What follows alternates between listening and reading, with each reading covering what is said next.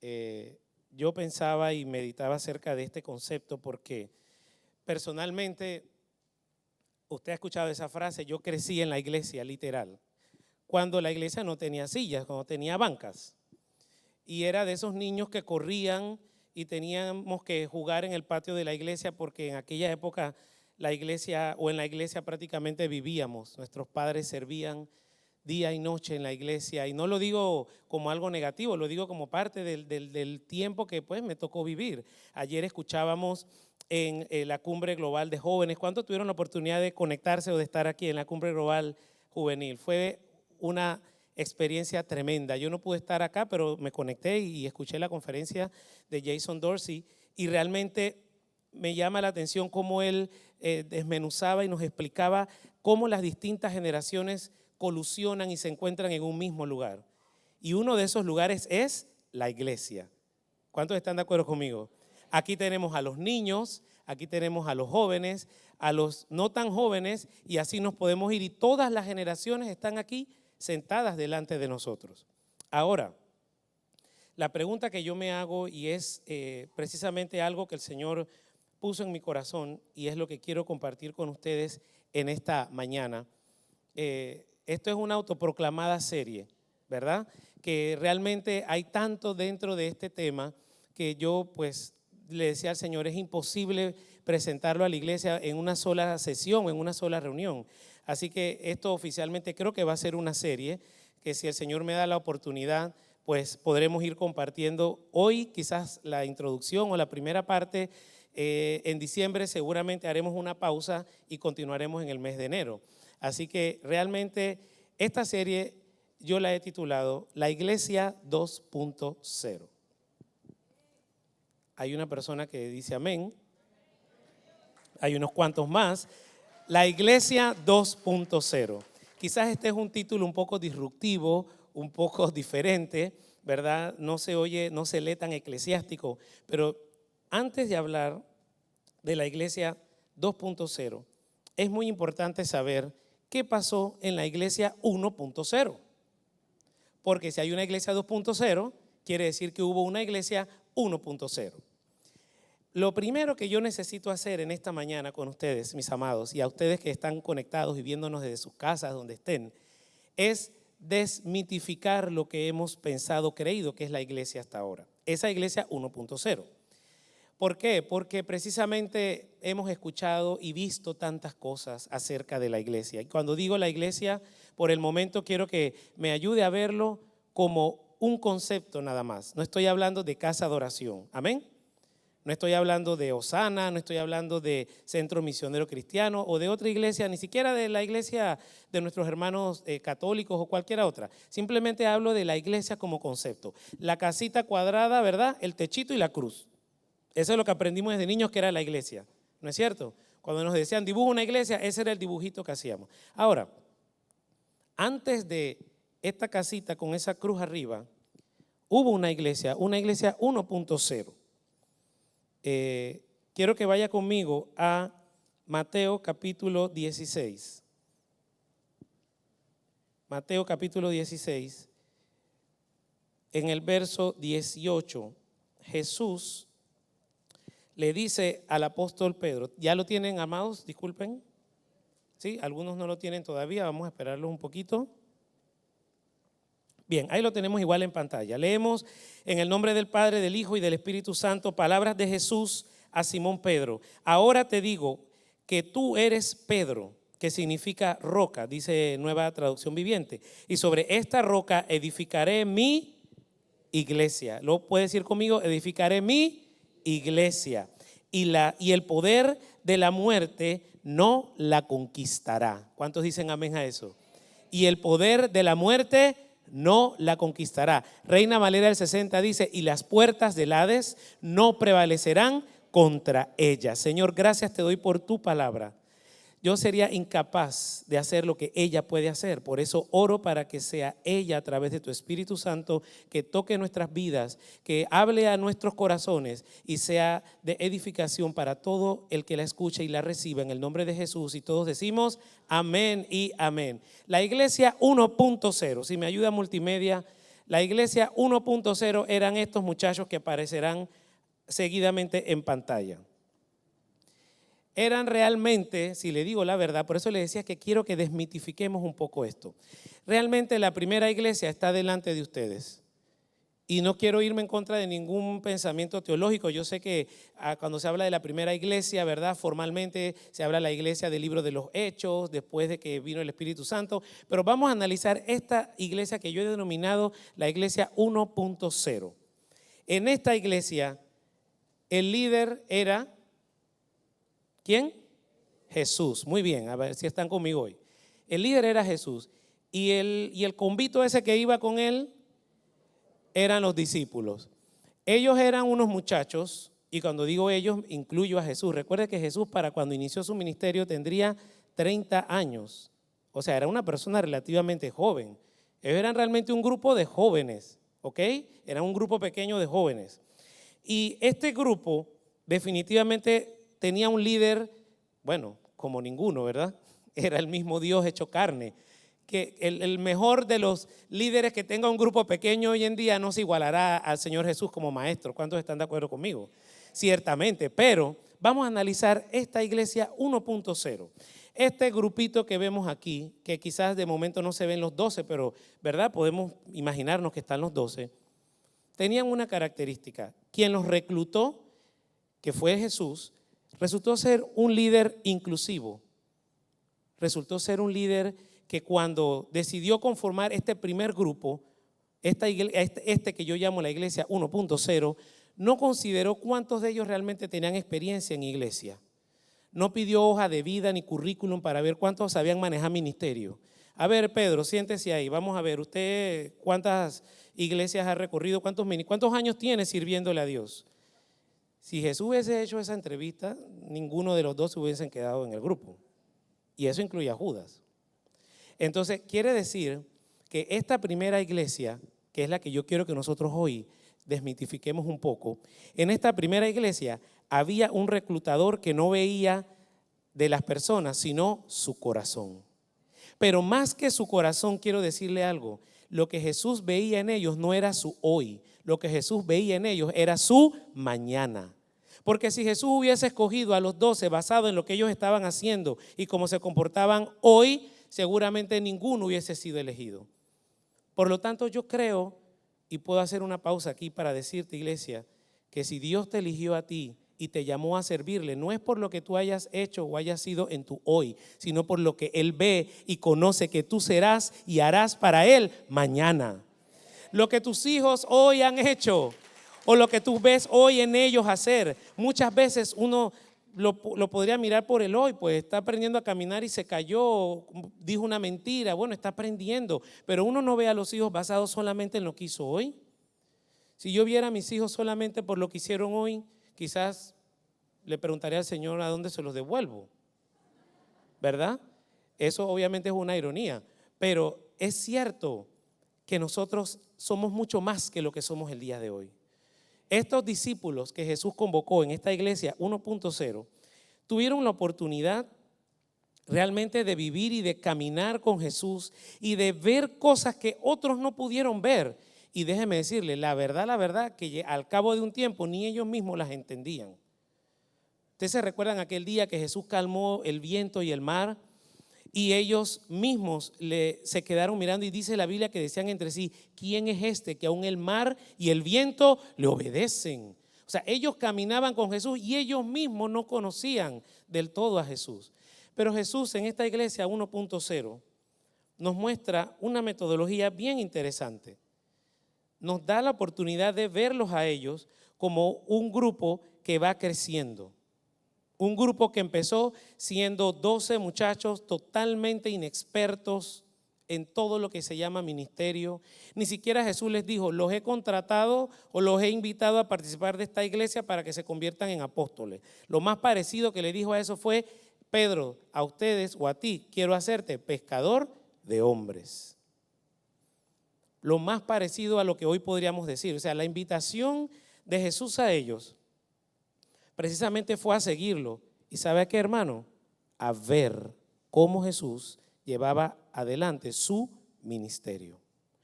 lo que yo entiendo y veo de esta iglesia 1.0, que había una sencillez de corazón tan grande, una sencillez de corazón tan única, tan inédita en cada uno de ellos, que ellos eran capaces de obedecer irrestrictamente lo que Dios les decía, lo que Jesús en este caso les decía. Y de esa manera, cada día ir aprendiendo más acerca de cómo realmente Dios espera que sea la iglesia. Esta iglesia 1.0 se caracterizaba por 4 cosas, porque lo que Jesús hacía con las demás personas le ilustraba a ellos que Él llevaba un ministerio de gracia, de misericordia, de amor, pero también de verdad. ¿Cuántos están de acuerdo conmigo? Lo voy a decir de nuevo. Un ministerio de gracia, un ministerio de misericordia, un ministerio de amor y un ministerio de verdad. En una ocasión, cuando una mujer fue encontrada, dice la Biblia, en el mismo acto del adulterio, todos los que la acusaban y estaban allí con piedras para apedrearla, que algunos estudiosos dicen que quizás algunos de ellos también habían incluso estado con ella o participado de eso, el Señor les dijo a ellos, ¿dónde están los que les dijo a ellos, el que esté libre de pecado, que tire la primera piedra. Y dice la Biblia que uno detrás del otro se fueron yendo. Cuando todos se fueron, una pregunta algo irónica que Jesús le hizo a la mujer, ¿dónde están los que te acusan? Ella dijo, no están, ninguno están. Él le dijo, pues ¿sabes qué? Yo tampoco lo voy a hacer. Eso sí, vete, pero no lo hagas más. Ahí hay amor y hay verdad. Él no le dijo, como yo he dicho otras veces, no sé si lo he dicho aquí antes y si lo he dicho, disculpe que lo repita, que cuando los niños se caen, se golpean y lloran, uno dice, ya, párate, que no pasó nada. Si pasó algo, me caí y me golpeé. Yo siempre estuve en desacuerdo que me dijeran eso. No pasó nada, sí pasó algo. Si no pasó nada, ¿por qué me duele? Algo pasó. Lo que Jesús le estaba diciendo a ella no es que no pasó nada, no es que no hiciste nada, no pasó. No, Él está diciendo, estamos claros lo que hiciste. Yo no te voy a condenar, pero no lo hagas más. Es un ministerio de amor, pero también de verdad, que no deja de recordarnos lo que nosotros tenemos que saber, pero nos recuerda que a pesar de eso que sabemos que hicimos, Él nos ama, que su amor es más grande que nuestros errores, que su amor es más grande y su gracia mucho mayor que nuestras fallas, que aunque nosotros repitamos el error en una otra ocasión o ese pecado, porque a veces al pecado le llamamos error, a veces son errores, a veces son pecados, Él no deja de recordarnos que nos ama a pesar de lo que hayamos hecho. Amén. Esta iglesia 1.0 es una iglesia en la cual todos los que pertenecían a ella cada día escuchaban una enseñanza nueva de Jesús y veían un acto de misericordia diferente de Jesús. Veían a un Jesús disruptivo, un Jesús que cuando decidió abrir esta iglesia, si queremos usar el término, no lo hizo como si fuese una empresa o un negocio. Mire, Jesús no vino a formar una iglesia, una estructura, un edificio. A ver, en los tiempos de Jesús ya existía un templo. ¿Sí o no? Ya existía la sinagoga, ¿no es cierto? Y eso viene de la cultura, ¿verdad? Desde los tiempos de Moisés, el tabernáculo, el templo de Salomón y todo eso. Ya existía un templo, una sinagoga, pero Jesús fue tan atrevido, Jesús fue tan disruptivo, Jesús fue tan intenso en entender su llamado y su misión, que Él entró a la sinagoga, abrió el rollo y dice la escritura que leyó lo que dice Isaías: el Espíritu del Señor está sobre mí, por cuanto me ha ungido para traer libertad a los cautivos, vista a los ciegos, sanidad a los enfermos, para predicar el año agradable del Señor. Él les estaba diciendo, yo he llegado aquí a imponer, a implantar, a enseñarles el reino de los cielos en la tierra. Eso me habla de una iglesia 1.0 que estaba dispuesta a que el reino de los cielos se hiciera realidad en la vida de las personas de aquella época. Jesús no llegó a buscar dónde estaba la sinagoga y dije, para ver, yo voy a hacer una enfrente. Si esa se llena, la mía se va a llenar también. No, ese no era el espíritu de Jesús. Él agarró a esos 12 muchachos, que ya les digo, no andaban muy bien del todo ninguno de ellos, y se los llevó a caminar en esta iglesia 1.0. Entonces, cuando yo veo lo que dice Mateo 16, nos vemos frente a ese momento en el cual por primera vez Jesús menciona la palabra iglesia. ¿Sabía usted eso? La palabra iglesia, que en el griego significa o la palabra iglesia que tradujeron en el español, en el griego significa eclesía. Es una iglesia, es un término, perdón, eclesía, que significa llamado a salir.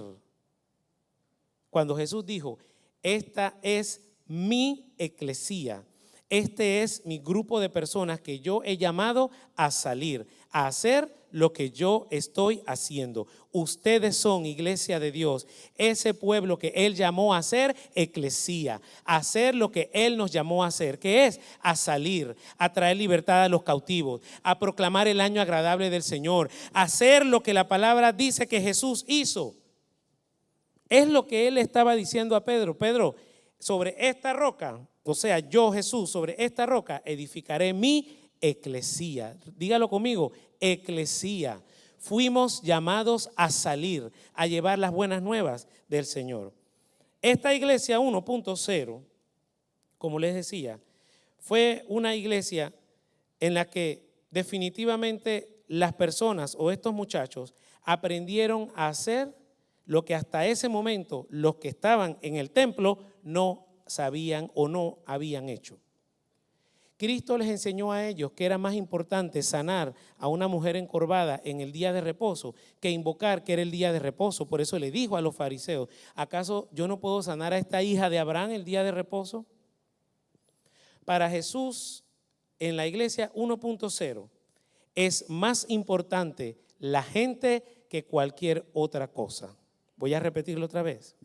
En la iglesia 1.0 era más importante la compasión por la gente que cualquier otra cosa, aunque las reglas de los fariseos, aunque el pensamiento lógico de las personas en ese tiempo, así como cuando la gente rompió el techo de aquella casa para llevar al hombre paralítico, para que Jesús lo sanara con una fe poderosa y grande. Dice la Biblia que los fariseos estaban allí sentados y ellos decían entre sí, ¿quién le ha dicho él?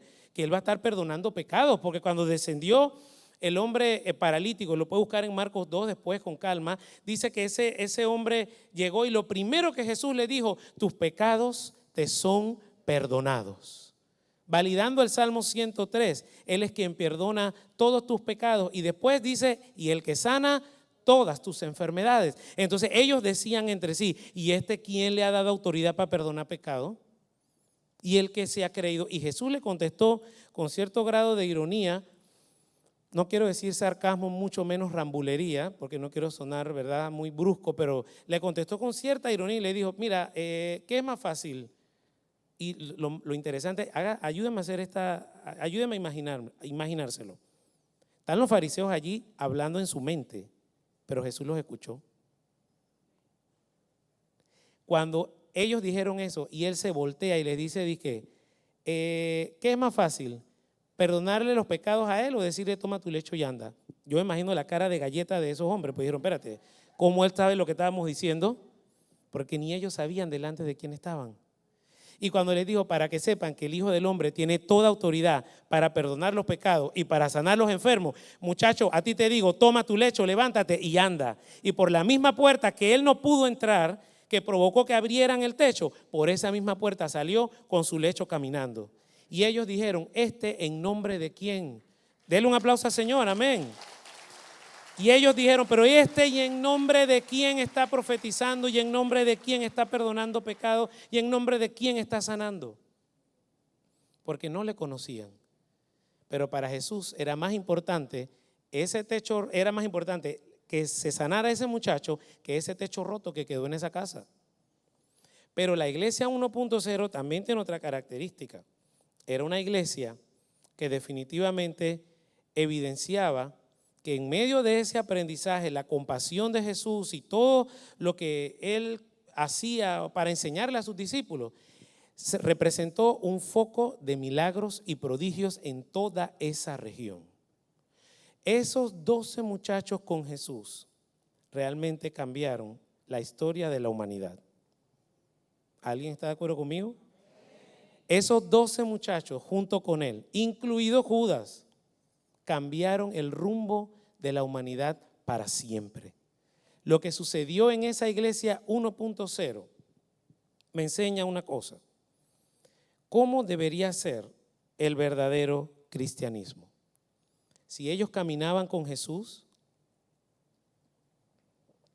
si ellos hablaban con Jesús, si ellos comían con Jesús y aprendían de todo lo que Jesús hacía, entonces podríamos decir que aunque no los llamaban de esa manera, ellos eran cristianos. ¿No cree usted? Podríamos decirlo de esa manera. Ellos eran cristianos, ¿por qué? Porque trataban o intentaban aprender de Cristo.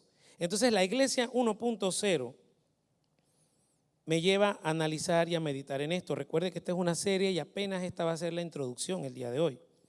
¿Cuál sería entonces el verdadero cristianismo? ¿En qué se ha de basar el verdadero cristianismo?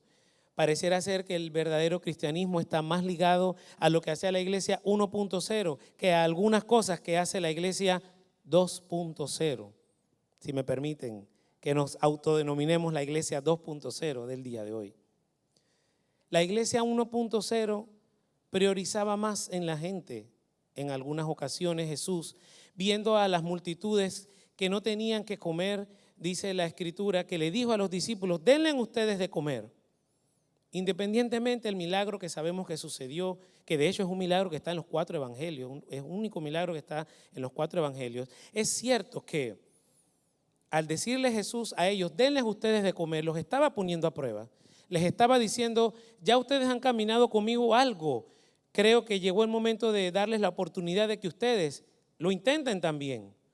Que ustedes vean una oportunidad para hacer algo diferente, para que tengan fe, para que pongan esa fe en práctica, para que actúen de una manera sobrenatural y diferente. Conmigo aquí que soy su maestro. Pero lamentablemente en la 1.0 todavía no lo entendían y le contestaron respuestas totalmente humanas. Señor, no tenemos dinero, tendremos que ir a comprar lejos, ni el salario de no sé cuántos años daría para… Y al final todos sabemos cómo Jesús pues lo resolvió. Le pusieron delante de él esa canasta de 5 panes y 2 peces, él la multiplicó y por amor y compasión esa multitud los alimentó. Lo que el Señor nos está diciendo en esta mañana, iglesia, es que la iglesia 2.0 tiene que empezar a preocuparse más por la gente. Porque cuando Jesús mencionó la palabra iglesia por primera vez, se refería a eclesía, o sea, llamados a salir, llamados a buscar al necesitado, llamados a darle al que necesita como prioridad antes que cualquier otra cosa. Esta iglesia 2.0 de la que yo hablo, que somos nosotros, me habla o me invita a pensar cuál debe ser nuestro verdadero cristianismo. Hay un pensador y escritor, teólogo también, llamado Dietrich Bonhoeffer, que murió en el año 1945, si no me equivoco, estando en la cárcel, y escribió un libro que se llama Vida y Comunidad sobre Teología. Dietrich Bonhoeffer realmente tuvo un pensamiento contrario a lo que en aquella época los nazis creían y pensaban. Él no estaba de acuerdo con muchas de las cosas que ellos hacían y esa es la razón por la que a él lo pusieron preso. Y estando allí en la cárcel, él escribió muchos libros y muchos escritos y cartas. Y una de las frases célebres de Dietrich Bonhoeffer es esta: la iglesia solo es iglesia cuando existe para los demás. ¿Puede leerla conmigo? La iglesia solo es iglesia cuando existe para los demás. Quiere decir que cuando nosotros nos volteamos a ayudar y a atender a otras personas, es realmente cuando somos iglesia. La iglesia 2.0 a la que Dios nos está llamando en esta mañana es una iglesia que ame a los demás más que a nosotros mismos. Es una iglesia que pueda poner por delante el ejemplo de la iglesia 1.0. Este grupo al cual Jesús definitivamente enseñó y mostró una metodología, cuya metodología para la iglesia 2.0 no ha cambiado, iglesia. Esa acción de misericordia de Jesús día con día para las personas que más lo necesitaban, para los enfermos, para las personas que tenían hambre, para aquellos que deseaban y anhelaban escuchar una palabra, que por eso se acercaban y llenaban las playas y en Galilea y lo correteaban y buscaban su voz. Esa es la misma metodología que Dios nos llama a tener el día de hoy como Iglesia 2.0. ¿Cuántos están de acuerdo conmigo? Claro, quizás los medios van a ser diferentes. Hoy en día la tecnología definitivamente nos ayuda, nos asiste para hacerlo de otra manera. Nos da la oportunidad de colocar un reel, nos da la oportunidad de colocar un post, nos da la oportunidad de colocar un podcast, un mensaje, algo que lo escuche una persona a la distancia que usted menos se puede imaginar, y hasta allá llega la palabra de Dios y toca el corazón de la gente. Una iglesia 2.0 es una iglesia que realmente busca a las almas y trata de llenar primero su necesidad, que es la metodología que usó Cristo, y luego, cuando había llenado su necesidad, entonces llenó su espíritu. Por eso, cuando la gente se malacostumbró a esto, porque hay que decirlo, está al otro extremo, y eso lo predicaba hace 2 domingos el pastor Jorge. Cuando la gente creía que nada más era pan y pan y pan, Jesús se lo dijo: espérate, ustedes vienen por mí nada más por el pan que les doy, cuando yo soy el pan de vida. Lo que Él nos está diciendo en esta mañana, Iglesia 2.0, es que nosotros tenemos un mensaje que la gente necesita escuchar. Tú tienes un testimonio que alguien necesita escuchar. Tú eres un depositario de la gracia de Dios, de la misericordia de Dios. Y hay alguien en tu casa, hay alguien en tu barriada, hay alguien en tu trabajo que necesita escuchar lo que Dios ha hecho por ti. Y eso se convierte al instante en la Iglesia 2.0. No somos la iglesia 2.0 cuando estamos aquí en el edificio. No sé cuántos están de acuerdo conmigo. Nos reunimos aquí. Qué bueno que nos reunimos aquí en el templo. Y debemos procurar venir a la iglesia porque la palabra lo dice. No tener por costumbre, no dejar de congregarnos y reunirnos con los hermanos. Qué bueno es cuando estamos los hermanos juntos en armonía. Pero yo me hacía esta pregunta: ¿dónde realmente está la iglesia? ¿Dónde está la iglesia 2.0? Ya vimos la iglesia 1.0, los discípulos ya están con el Señor. Ahora somos nosotros, la iglesia 2.0. Donde nosotros estemos, iglesia, me respondía yo esta pregunta: allí está la iglesia. Donde tú estés, allí está el Señor. Donde tú hables, allí hablará Dios. Donde tú abras tu boca, allí abrirá la boca Dios y la llenará, para que las personas que están a tu alrededor reciban la bendición de la iglesia 2.0. Bien hizo Jesús en la gran comisión en darle a entender a todos los que la recibieron: vayan por el mundo y prediquen el evangelio. No se queden nada más en Jerusalén, sino vayan hasta Judea y luego hasta lo último de la tierra. La iglesia 2.0 a la que nosotros pertenecemos es una iglesia que, al igual que la iglesia 1.0, se debe caracterizar por gracia, por misericordia, por amor y por verdad. ¿Cuántos están de acuerdo conmigo en esta mañana? Todos nosotros tenemos un lugar, un radio de acción.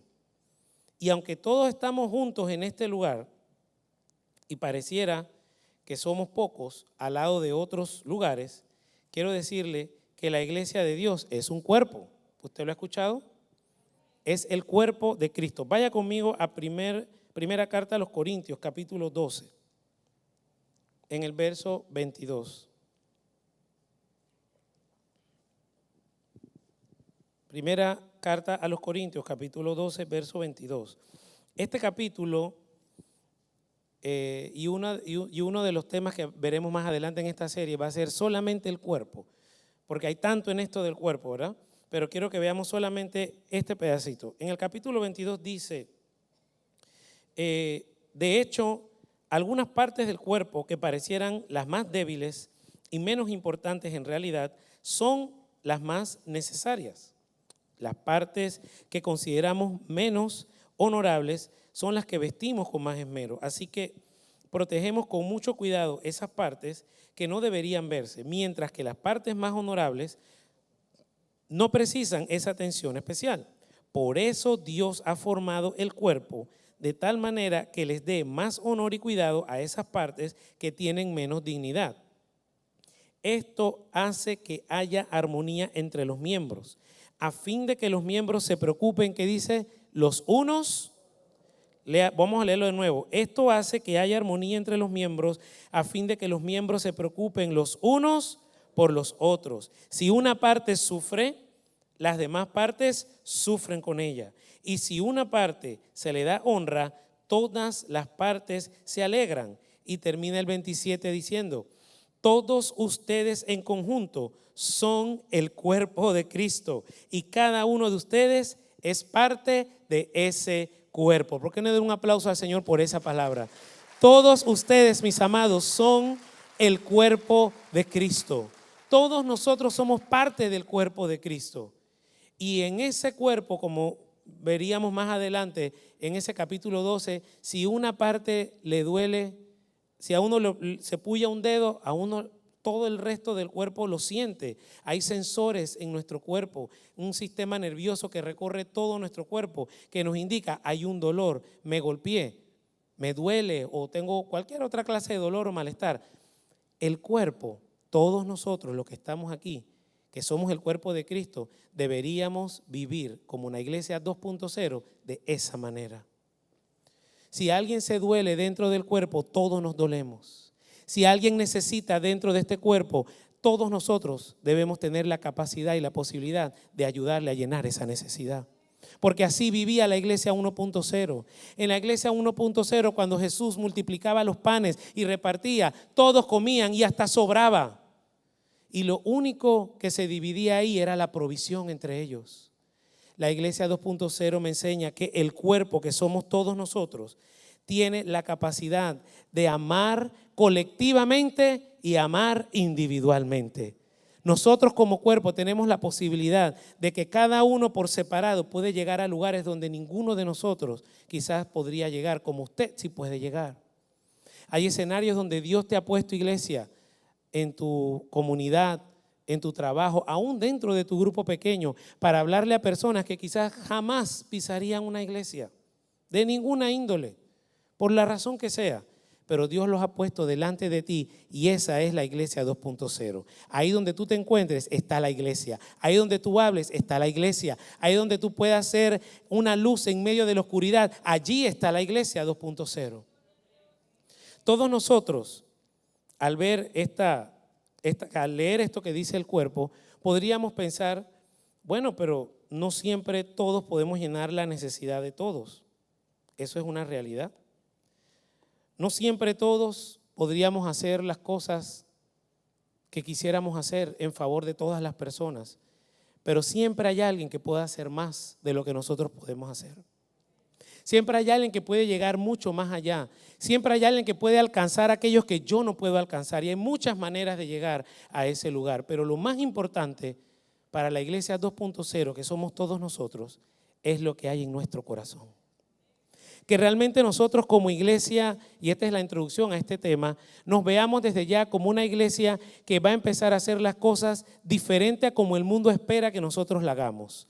Que vamos a ser una iglesia que empiece a pensar mucho más allá, mucho más innovadoramente de lo que nosotros hasta ahora hemos pensado. Que seamos una iglesia que empiece a ver con luces más largas, no solamente lo que vamos a hacer este domingo o la otra semana o de aquí a diciembre, qué va a pasar en los próximos 10 años en nuestra generación. Una iglesia 2.0 es una iglesia que no se va a conformar simple y sencillamente con estar en Jerusalén, sino que se va a extender a Judea y de ahí a Samaria y luego hasta lo último de la tierra.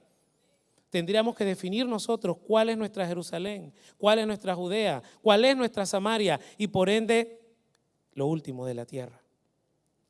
Dios nos está llamando en esta mañana, iglesia, a recordar que la gente necesita saber de Cristo. Que la gente necesita escuchar un mensaje y ese mensaje puede estar en tus labios en este momento. Y si tú y yo no abrimos la boca donde Dios nos lleve, y si tú y yo no hacemos lo que es eclesía, que es llamados a salir, llamados a ir, entonces ¿qué clase de cristianos nos estamos llamando? Perdone que se lo diga así. Si somos cristianos, deberíamos hacer lo que hizo Cristo. Si somos cristianos, deberíamos hablar como Cristo hablaba. Y Cristo no caminaba lento y pausadamente y miraba a la gente así de reojo examinándole los pensamientos y el corazón. No creo que aguantaríamos eso. Cristo era una persona tan sencilla que los niños se le pegaban.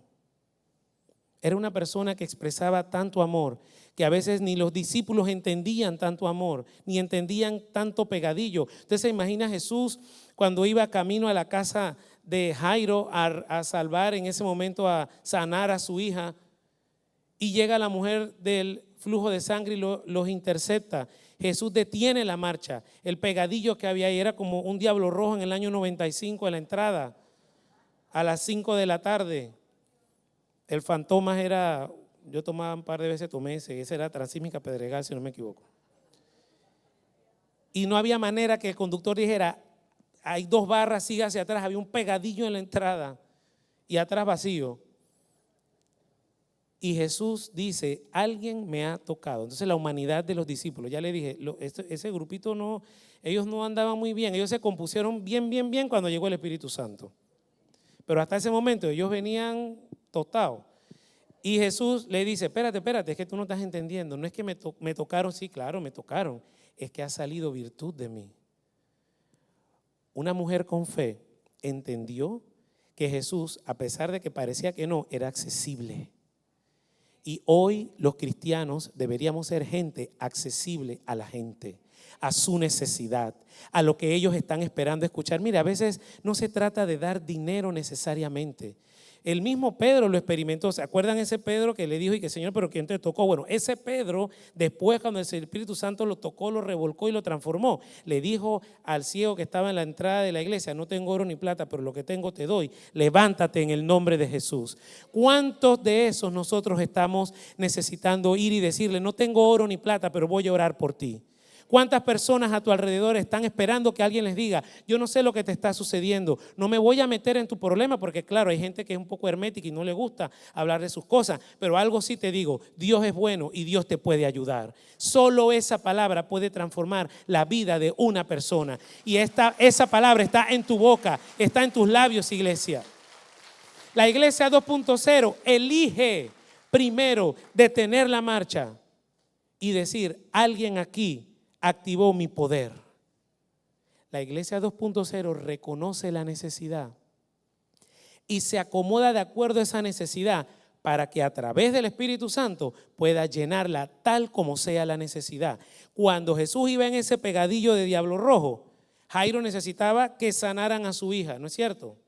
Pero para cuando la mujer del flujo de sangre terminó toda su historia y todo su cuento, su testimonio, pues, ya el milagro de Jairo no era una sanidad, ya era resucitar a la muchacha porque se había muerto. Pero Jesús llegó a la casa de Jairo e hizo el milagro.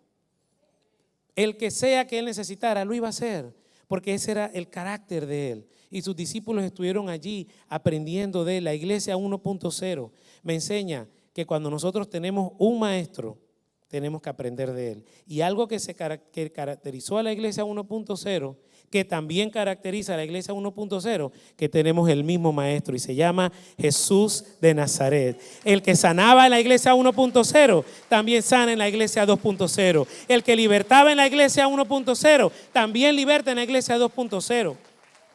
Y aunque en algunas ocasiones los discípulos lo intentaron y no lo lograron hacer tan bien, como se acuerdan aquel muchacho que el papá lo llevó y le dijo, mira, tus discípulos intentaron sacar el demonio pero no pudieron. Como que, ¿qué pasó aquí, brother?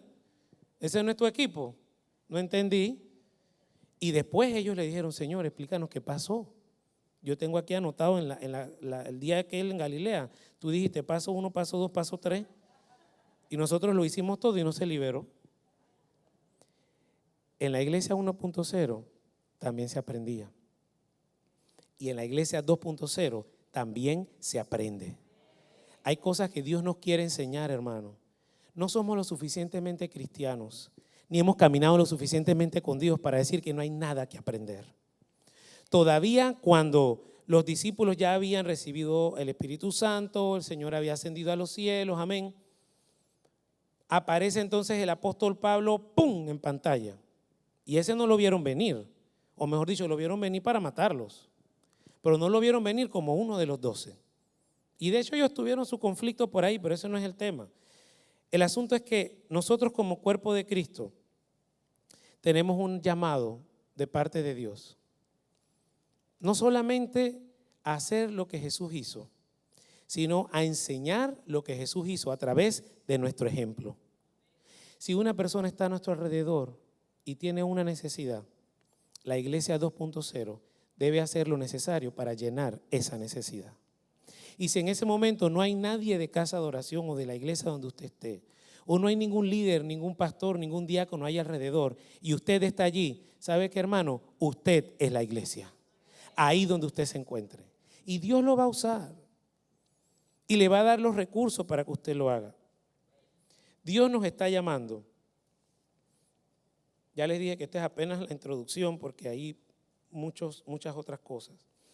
Dios nos está llamando a nosotros en esta mañana a ser una iglesia que se coma el mundo, pero por amor. Voy a repetirlo otra vez. Dios nos está llamando a ser una iglesia que se coma el mundo, pero con amor por las almas, con amor por los necesitados, con amor por las personas que realmente están deseando y anhelando en su corazón escuchar a alguien que les diga, Cristo te ama, pero cuando le diga Cristo te ama, ponga un plato de comida delante de él. Una persona que realmente necesita o tiene una necesidad, claro que le hace falta una oración, claro que le hace falta una palabra de ánimo, pero también muchas veces eso se complementa cuando nosotros tenemos la oportunidad de darle a otros de lo que Dios nos ha dado a nosotros. Porque hubo una ocasión, hubo una vez donde Él también nos dio a nosotros y puso a alguien en un acto de misericordia que nos diera algo que necesitábamos y Dios tocó nuestras vidas a través de esa persona. ¿A cuánto les ha pasado o les pasó eso en alguna vez? Dios nos está llamando a que a través de nuestros líderes, de nuestros padres, de nuestros abuelos, de las generaciones que estuvieron antes de nosotros podamos levantar una generación que realmente se edifique a la iglesia y edifique la iglesia como una iglesia que ame a la gente, que ame a las personas, que llene sus necesidades, que no solamente se complazca con que estemos aquí reunidos y nos gocemos y alabemos al Señor, y eso está bien, eso está maravilloso y debemos seguirlo haciendo, pero eclesía, que es la palabra que usó Jesús, significa salir, significa ser llamados a ir, significa buscar a aquellos que más lo necesitan y hacerlo. Esta casa, mis hermanos, ha sido llamada y separada por Dios para grandes cosas. ¿Cuántos están de acuerdo conmigo? Dios ha llamado a una generación, que por eso les decía al inicio, cuando los músicos, los instrumentistas y los cantores estaban aquí, la gran mayoría de ellos son muchachos que crecieron aquí en esta casa, como niños, como jovencitos. Y hoy en día ellos están haciendo lo que Dios los llamó a hacer. Están gastando su juventud en servirle a Dios y eso es lo mejor que pueden hacer. Eso es lo mejor que puede hacer un joven en este tiempo. Aprender a lidiar con todo lo que pasa en las generaciones no es fácil. Yo estoy de acuerdo con eso, no es fácil, lo escuchábamos anoche. Pero lo que Dios ha dicho de Casa de Oración Cristiana, mis amados, lo va a cumplir. La iglesia 2.0 que está aquí en este lugar, estoy convencido y estoy seguro que hará y alcanzará grandes obras y grandes prodigios en el nombre del Señor. Los milagros que quizás no vieron nuestros padres o nuestros abuelos, nuestros hijos los verán. La iglesia 2.0 hoy se levanta y se pone de pie en esta mañana, si usted puede hacerlo en esta mañana conmigo. La iglesia 2.0 hoy se levanta en ese lugar y levanta sus manos delante del Señor y reconoce que Él es el Señor de la iglesia, que Él es el maestro que enseñó a los discípulos en la iglesia 1.0 y es el mismo maestro que enseña hoy a la iglesia 2.0. La iglesia 2.0 recuerda o me recuerda una vez más que todos los milagros que Dios hizo a través de Cristo Jesús y muchos más nosotros haríamos también. La iglesia 2.0 una vez más me recuerda que todas las cosas que el Señor nos enseñó a nosotros que podíamos hacer en su nombre, nosotros las haríamos, pero tendríamos que creer que las podríamos hacer. Lo que Dios llamó a hacer esta iglesia, lo que Dios dijo de nuestros ministerios, de nuestra juventud, de nuestros jóvenes, Dios lo va a cumplir. lo que Dios enseñó a través de la Escritura acerca de que nosotros somos su cuerpo, y eso lo veríamos después. ¿Y qué significa ser el cuerpo de Cristo? ¿Qué significa obedecer lo que dice Él, que es la cabeza del cuerpo? Eso me habla a mí de una iglesia 2.0 que está firme, que está unida, que no se va a dejar dividir por el enemigo, que no va a permitir que las puertas del infierno prevalezcan contra ella, que no va a permitir que lo que el diablo ha querido insertar en nuestra generación prospere. Una iglesia 2.0 que me habla de aquel que hace milagros y prodigios, que los hizo antes y que los hará el día de hoy, si tú y yo lo creemos en esta mañana. Mire lo que dice, quédese ahí, no se siente, pero la palabra dice en Juan 14, es Juan 14, multimedia, Juan 14 verso 12, dice: les digo la verdad, dijo Jesús, todo el que crea en mí hará las mismas obras que yo he hecho, y aún mayores, porque voy a estar con el Padre. Todo el que cree en mí, dijo Jesús, hará las mismas obras que yo he hecho y aún mayores. Yo estoy seguro que la obra de Dios en nuestras vidas no ha terminado. Yo estoy convencido que lo que Dios ha dicho de esta casa y de sus hijos y de mis hijos y de los hijos de sus hijos lo va a cumplir. Que aún cosas mayores de la que hizo la iglesia 1.0, la iglesia 2.0 hará. Que aún mayores milagros veremos cuando pongamos como prioridad a la gente. Lo que decía este pensamiento, si me lo pueden poner, es que es la última imagen. Somos iglesia solamente si existimos para los demás. Si hay alguien en esta mañana que nunca ha aceptado a Cristo Jesús en su corazón,